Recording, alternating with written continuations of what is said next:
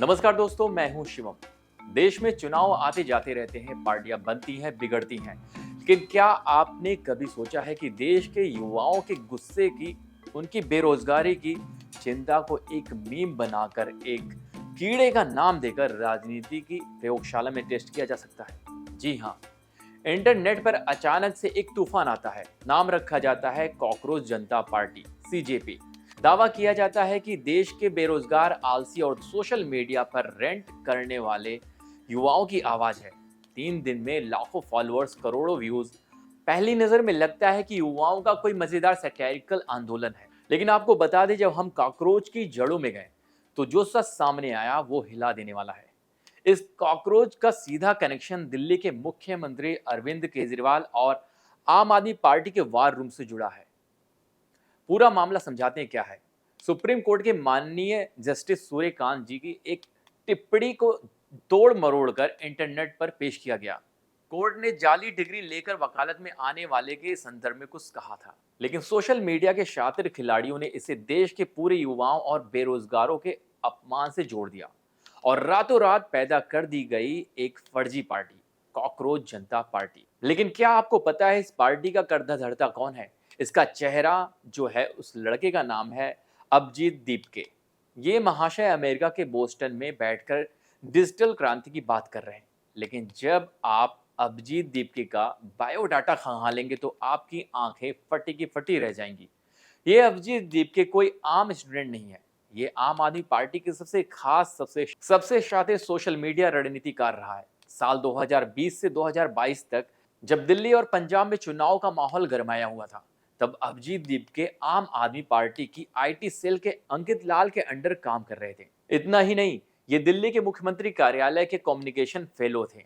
अक्टूबर 2019 से अप्रैल 2021 तक केजरीवाल जी के दफ्तर में बैठकर इन्होंने नैरेटिव सेट करने की ट्रेनिंग ली। इसके बाद जून 2021 से मई 2024 तक दिल्ली के शिक्षा विभाग के कम्युनिकेशन एडवाइजर रहे। अब आप क्रोनोलॉजी समझिए। जो शख्स बरसों तक केजरीवाल के इशारे पर मीम कल्ट चलाता रहा, जो शख्स केजरीवाल सरकार की सैलरी पर पलकर सोशल मीडिया पर विरोधियों को ट्रोल करता रहा, वो अचानक अमेरिका जाता है। वहां से बैठकर भारत के युवाओं के कंधे पर बंदूक रखकर कॉकरोच पॉलिटिक्स शुरू कर देता है। क्या ये महज एक इत्तेफाक है, या फिर ये अरविंद केजरीवाल का नया डिजिटल टूल किट है? राजनीति में रंग बदलने की कला में अरविंद केजरीवाल का कोई मुकाबला नहीं कर सकता है। अन्ना आंदोलन से निकले, कसम खाई कि राजनीति में नहीं आऊंगा, पर राजनीति में आ गए। बच्चों की कसम खाई कि कांग्रेस से समर्थन नहीं लूंगा, उसके बाद समर्थन भी ले लिया और सरकार बना ली। और फिर कहा गया कि गाड़ी नहीं लूंगा, बंगला नहीं लूंगा, और फिर शीश महल खड़ा कर दिया। और अब जब देश की जनता ने उनकी राजनीति को समझ लिया है, जब शराब घोटाले से लेकर जेल के चक्रों तक इनकी साख पर बट्टा लग चुका है, तो अब युवाओं को गुमराह करने के लिए एक नया पैंतरा खेला गया है, कॉकरोच कार्ड। अब केजरीवाल को इस पर जवाब देना चाहिए कि जब आपकी पार्टी के पूर्व कार्यकर्ता, पूर्व एडवाइजर विदेश में बैठकर भारत की व्यवस्था को सड़ा हुआ कहते हैं, भारत को अंतर्राष्ट्रीय स्तर पर बदनाम करते हैं, तो आपकी चुप्पी का क्या मतलब निकाला जाए?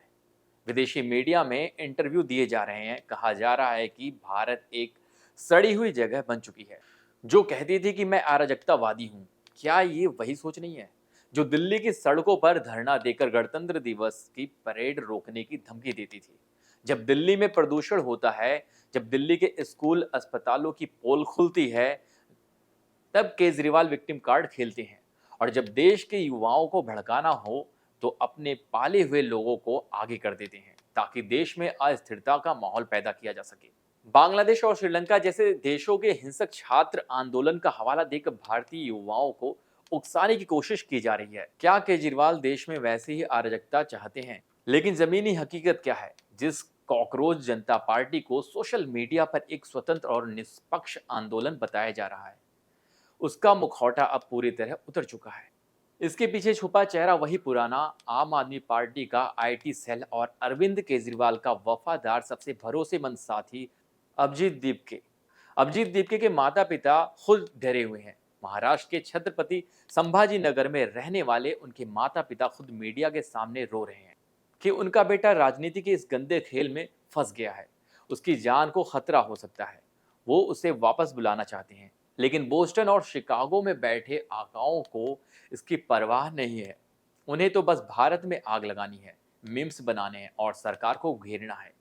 यहाँ तक कि इस दीपिका के खिलाफ साल 2019 में पुणे पुलिस में शिकायत दर्ज भी हुई थी, क्योंकि इसने कश्मीर को लेकर अलगाववादी के समर्थन में पोस्ट लिखे थे।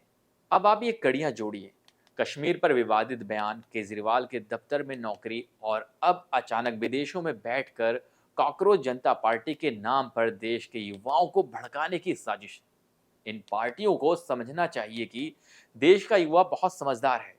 वो आपकी मुफ्त रेवड़ियों के चक्कर में भी नहीं आया और अब वो आपके इस कॉकरोच टूल किट को भी अच्छी तरह समझ चुका है। राजनीति करनी है तो सामने आकर मुद्दों पर कीजिए, विकास पर कीजिए,